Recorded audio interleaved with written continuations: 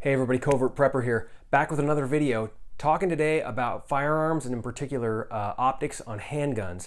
And I'm going to be talking about, I got kind of a hot take for you guys today. I'm going to be explaining why this little guy, the humble Holosun 507C, is actually better than the much respected, venerated Trijicon RMR. Stick around, let's find out why. So the Trijicon RMR is widely considered to be the king of the micro red dot sights. They've grown in popularity exponentially these last couple of years, especially with people putting them on handguns. I mean, you can put a micro red dot sight on a lot of things, but on handguns, they've been super popular. People are switching over from iron sights to a red dot sight on a pistol for a variety of different reasons, and I'm planning on making a video about that a little bit later. The pros and cons and that sort of thing. I have both iron sights and red dot sights on some of my guns, so we'll talk about some of the reasons why you would go with one over the other. But RMR has been considered the king for a long time, due primarily to its unmatched ruggedness, durability, and toughness. And so when I'm coming in here departing from conventional wisdom, saying that the Holosun is better, am I saying that it is the tougher of the two optics? No, I'm not. I haven't been able to do enough testing on the two personally to say from my own experience that I know that to be a fact. Simply because I've shot both of them, I've had experience with both of them, I own one of them, but I just, to really know that for a fact, you'd have to have a sample size of more than just one optic. You'd have to have a whole bunch of them, run through a whole bunch of different testing, and that's difficult for any one person to do. So what we have to do is we have to rely on the experience of others. Fortunately, there's been a ton of people on YouTube and on the internet all over the place who've tested these optics and really put them through their paces, tortured them, seen what they can stand up to and what they can't. And still to this day, I still think probably the RMR is the toughest optic you can buy, bar none. That being said, even though the toughness is probably still a little bit better on the RMR, I still think the Holosun is better. When I was looking at making this purchase for myself, considering all of the factors that I had to look into to fill the needs that I needed it to do, for me, this is a better choice. And I don't think it was close. It was just a much better choice. So with all my considerations that I had to get buying this optic, it was better for me, and I think for a lot of you watching, it's probably better for you too. So let's break it down and figure out why. All right, so back to the bench. As I mentioned, this guy I picked up a few months ago, and I had a decision to make. Which optic am I gonna go with? This is my first red dot on a handgun that I purchased. I'd shot them before. I had friends that owned a bunch of different kinds, and you know, I'd been able to try out a bunch of different ones, so that was a good opportunity for me to do that. But I had to decide which one am I going to go with personally for my own Glock 19 here. And so I made a pros and cons list. I went through and researched a whole bunch of stuff, and I came to the conclusion that for me, the Holosun 507C was the better choice than the RMR, and it wasn't that close, guys. Honestly, it was a much better choice. So let's talk about why. Let me disassemble this thing real quick. So I'm gonna move it around and see it a little bit better. But all right, so here she is. Let's talk about first thing that I mentioned before was the toughness of the RMR. That is kind of where it gets its legendary status from. It's just rock solid durability of the Trijicon RMR, right?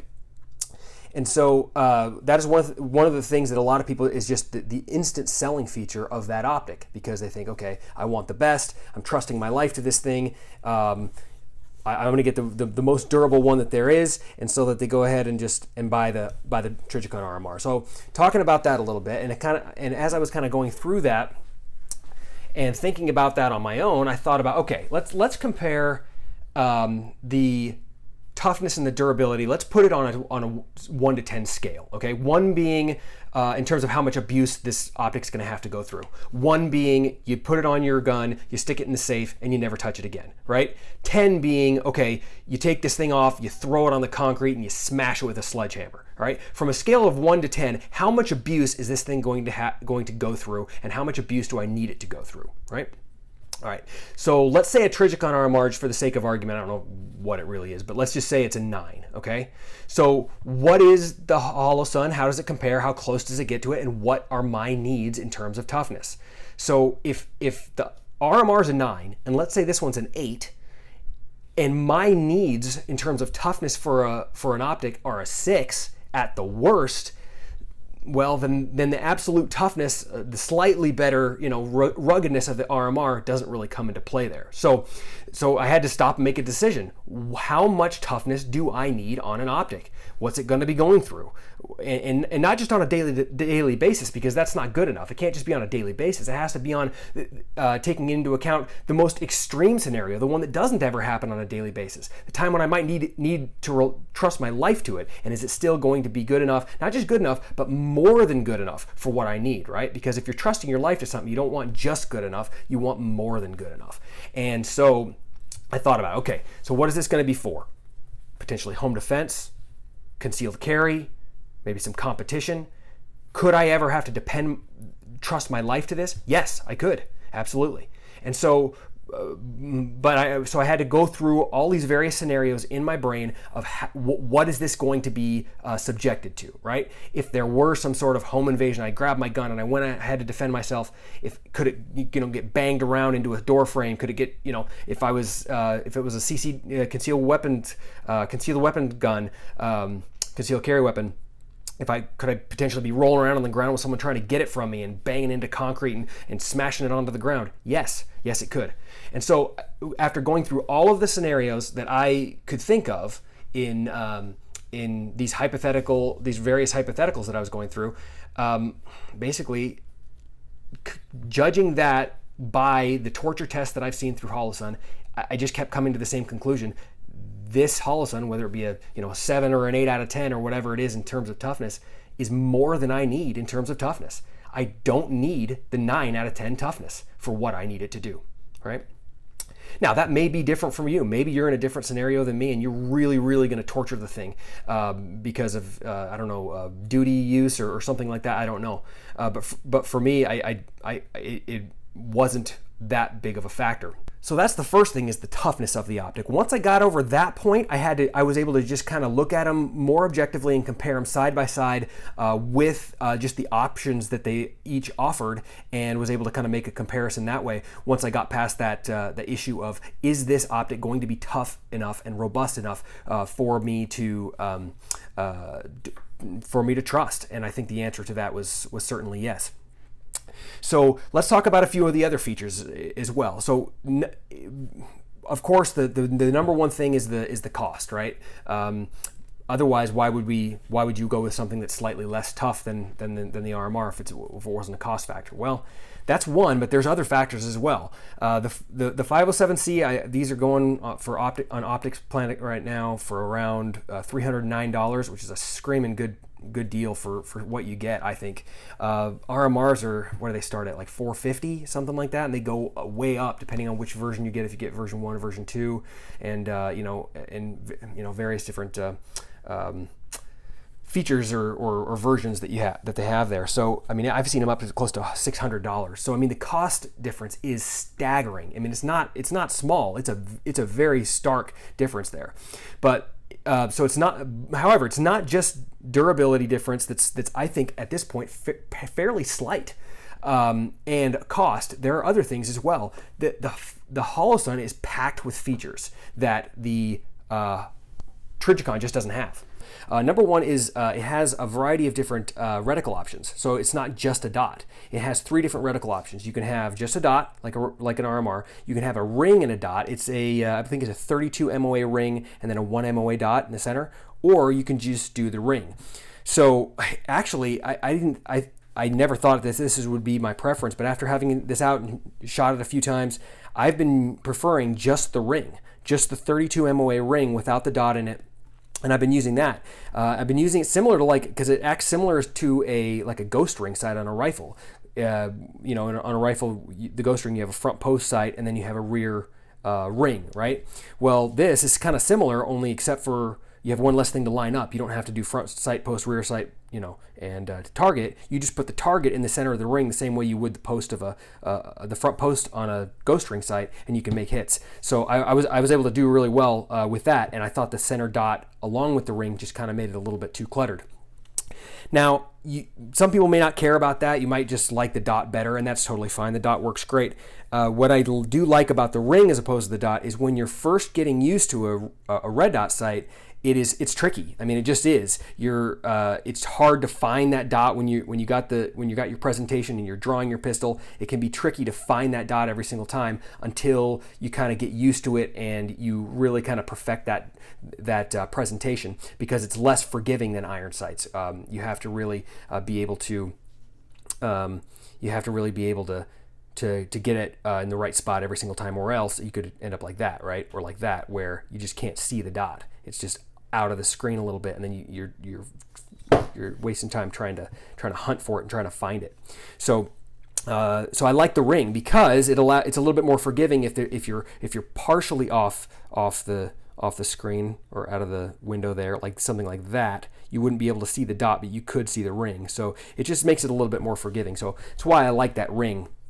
And so that's one feature that's just I think better on the Holosun. Okay, a few other features it has. One, it has shake awake technology, which I think is really cool. And what it does is it will turn off your optic after so many minutes. I think it's 10 minutes of inactivity. So if it's just sitting there and it's not being used, you're not touching it, it'll turn itself off after a few minutes, and then the minute you touch it to move it, it will turn itself back on. So that's a nice feature to have to kind of extend battery life, especially for what I need it to do, which this mostly just sits in my safe. This isn't my primary carry gun anymore. I have a Glock 43X that's become my carry gun just due to size. It's smaller and lighter and easier to carry. So this guy's been sitting in the safe more, but this is still kind of my primary go-to home defense gun. If something were to go bump in the night, I would get this one. I have the light on it, etc. But so for me, having this optic being able to sit in the safe, it turns itself off. It's not using battery most of the time, and it's only when I pick it up does it turn itself on. Now, both the Holosun and the Trijicon both have insane battery life, so that's not like a huge factor, because you can honestly just keep the battery in it, keep it on all the time, and it'll last for, I forget exactly how many hours, but several years. I know that for both of them. So that's not that big of a factor, but it is nice to know that that you're not burning battery if you don't need to be. However, along with that gets us into another feature here that's really helpful on the Holosun, and that's the ability to change out the battery without removing the optic. That is just a major design flaw for Trijicon. You have to remove the optic to change the battery. And I know the excuse there is, well, the battery lasts for years anyway, so what difference does it make? Well, yeah, but depending on what brightness setting you have, if you are out in bright sun a lot and you have to have that brightness setting cranked up, it doesn't last forever, and every time you have to change the battery, you have to remove the optic. It's really kind of a pain in the butt, and then you have to put it back on, re-zero it, do all of that, rather than just popping popping out the battery tray here and then swapping a new one in. So it's a lot better design, and I think that's something that Trijicon should definitely be looking at in the future. So that's super helpful too. Then the last feature that's pretty cool is this solar panel on top. That's kind of the Holosun's, like, I don't know if I want to call it trademark, but it's like their what they're known for. It's Holosun, right? It's that they have these little solar cells on there that are a failsafe. So what they can do is, if your battery does die or if something goes wrong, it can work still, just based on ambient light. And it also saves battery when you're outdoors. It doesn't need to use any battery at all. So with the Shake Awake, with the solar failsafe, with the insane battery life as is, this one battery that I have in here will probably last as long as the battery's shelf life itself. Because I bought a couple of spares of batteries for this. This thing will probably last just as long as those sitting on my shelf, and I'll probably need to get new ones when I go to replace it, because it's just the battery lasts so long on this thing. Okay, so we've talked a lot about the various features, a lot of the features that the Holosun has that the Trijicon does not, that I think are superior.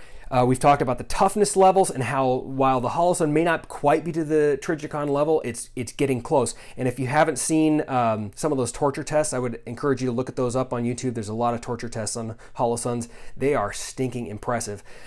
These things, there have been people who've dropped them on concrete and they keep working, they hold zero. And they even have a version of the Holosun that's even tougher than this one. The 508T as opposed to the 507C, that one has a squared off hood. It's not rounded like this one. It's got like a squared off hood and like even thicker, tougher aluminum. And so they even have a tougher one if you think that it needs to be. But I didn't, based on the torture tests I've seen, I didn't think it needed to be any tougher. I think this one will hold up to any abuse that I'll ever be able to throw at it. All right, everyone. We can't talk about the Holosun or anything made by that company without discussing the elephant in the room, which is where it's made. The Holosun is produced in China, which a lot of people I know really have an issue with that. I know probably half of you guys watching right now were like, try not to dry heave when you heard the name China, that it was manufactured in China. So I wanted to talk a little bit about that and just kind of give my thoughts on that whole issue. So first of all, I'm the kind of person that I prefer to buy something made in America if at all possible. That being said, we do have a global economy, whether we like it or not, and stuff is produced and sourced from all over the world, and that's kind of how the economy works these days.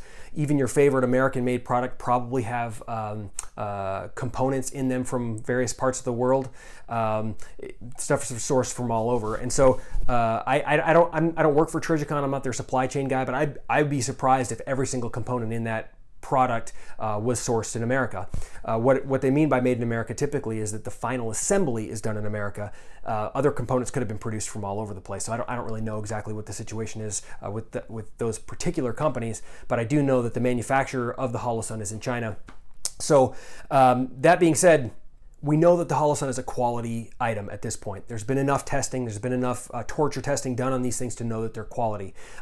Chinese manufacturing has improved dramatically over the years, and so it's not it doesn't quite have the reputation that it used to have, maybe even just 15, 20 years ago, whereas everything they produced was junk. It's not true anymore. There are a lot of really bright Chinese engineers that are building really good stuff over there and doing a really good job. Heck, a lot of them are educated here in America. If you go to any, math or science or engineering department in an American university, like a quarter or a third of them are going to be Asian, right? They got a ton of people from over there that come here to study, and then they go and they produce stuff at a really good price point. So their manufacturing quality overall is getting better.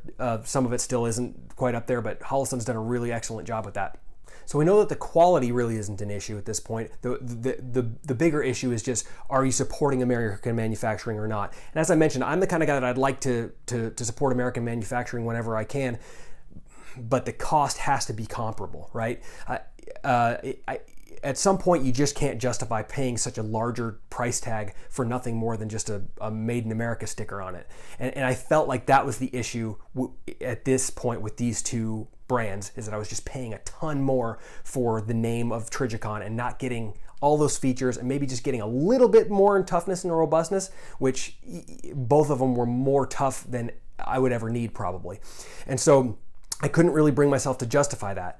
Now, I know gun guys like to spend money and they like to buy the best stuff and have all the fancy gear. I know, because I was a gun guy before I was a prepper. Then I kind of expanded and became more comprehensive in the things that I was getting and the preparedness that I was making, more than just firearms, more talking about prepping in general.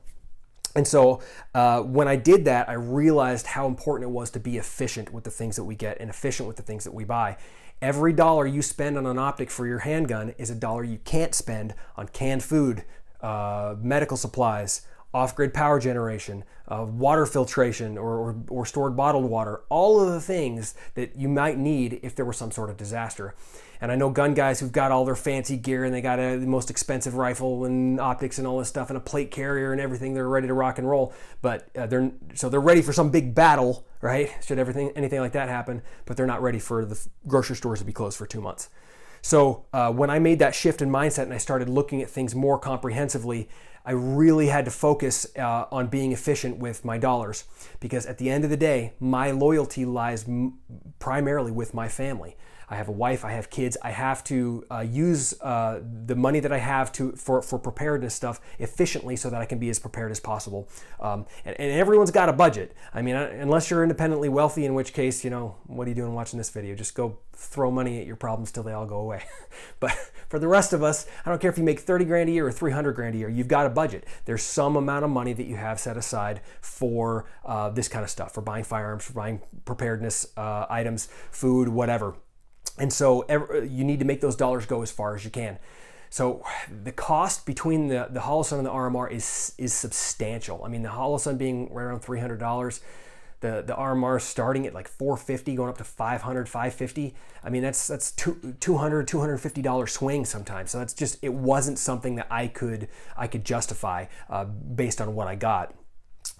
And I know we like to think of, supporting American manufacturing sometimes as we think of the little guy, the person working on the factory floor. But at the same time, we got to look at Trijicon as a whole. They have a lot of money. They're a big company. They have some big fat government contracts. I know they sold ACOGs to the Marine Corps and to all that sort of thing. So they've got some big money. Maybe this is a good opportunity to kick them in the pants a little bit and to get them more aggressive on their pricing, to cut waste and inefficiencies within their company, to drive those costs down, to give us some better optics at a better price. So I don't know. That was my decision to do that, and that's kind of why I made that decision there. Like I said, I would love to support American manufacturing when possible, but it has to be close. I'll spend this, if it's dollar for dollar, it's the same price, I'll certainly go made in America. If it's even a little bit more, but I mean, 50% more cost, 80% more cost, I just can't justify that when ultimately my responsibility is to take care of my family the best I can. And I know some people get real crazy about it and they say, I'd never buy anything ever made in China because, they don't want to support the Chinese government or something like that, which I understand. But understand that a Chinese company isn't necessarily owned by the Chinese government. It's just an entrepreneur in China trying to make a product and sell it, and in this case, making a very good product. Of course, yes, they do have to pay taxes to the Chinese government, but we have to pay taxes to our government too, and taxation is theft no matter where you go. But that's an argument for a different day. But either way, there's a lot of American companies that do business around the world, and so they're paying taxes to the various governments that they do business in and around as well. So it's kind of hard to avoid. The device that you're watching this video on most likely was made in China, or had a lot of components doing that, or a lot of components in it made overseas. So kind of have to be a little bit reasonable about the things that we do and the things that we purchase. So you got to do what's best for you, and you got to be able to be as efficient as possible with your dollars. Anyway, guys, that's what I got for you today. Please hit the like button if you enjoyed any part of this video, and let me know in the comments if you agree, or if you think I'm the biggest idiot ever and I never should buy a Holosun ever. Go ahead and let me know. If you think I'm a genius too, here, let me know about that too. I wouldn't mind hearing that. So anyway, thanks for watching, and consider subscribing so you don't miss the next videos I'm going to be doing. I got some good ones lined up. So thanks everyone for watching.